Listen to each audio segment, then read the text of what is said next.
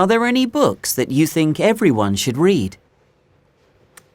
I think that's really tough because it depends a lot on the person, I think. But I think the one thing I would say that I think everybody should read is Harry Potter. Okay. I think for like all of my friends that are my age, we all kind of read it when we were young, and it just becomes like everyone knows what you mean when you talk about your Hogwarts house, for example. Yeah. And you just kind of lose yourself in this fantasy. The book that you read as a child, I still kind of reread it every few years. And a lot of people have said that it's helped them deal with like grief and things like that. Wow. So I think it's actually quite powerful. I think also because, like you were saying, you sort of grew up with it. So you grew up with the characters and they kind of become part of some larger literary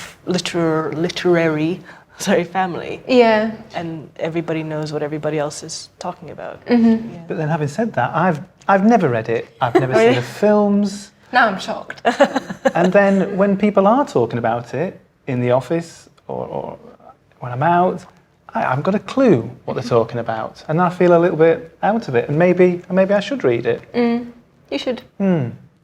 I think only from a sort of social perspective, it's so huge and it's influenced so many people in every country, not just in the UK or not just Western countries, but all over the world. Yeah. That I think it becomes like you were saying, a common language of sorts. Absolutely. And also becomes almost like a social history in a way. Yeah. So it becomes, it's more than a book. It's a kind of a common experience, maybe. I once read The Diving Bell and the Butterfly. That was a good book, very short book, and it was about I've never heard of it. A gentleman. He had a stroke, and he only could communicate the book through blinking an eye, an eyelid.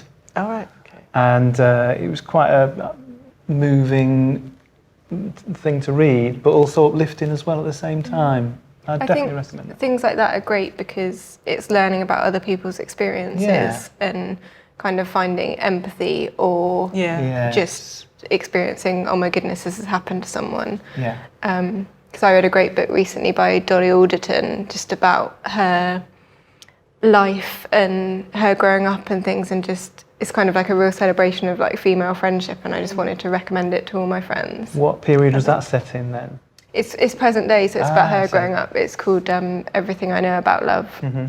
I think that what you said there about empathy and understanding other people's experiences, I think that is the key to any good book, and I think that is what makes books so important. Not only to sort of expand people's imagination in their minds and practical knowledge, but the idea of empathy, particularly in the world we live in today, it's sort of more so than ever. Allowing that time to understand other people's experiences is vital, I think.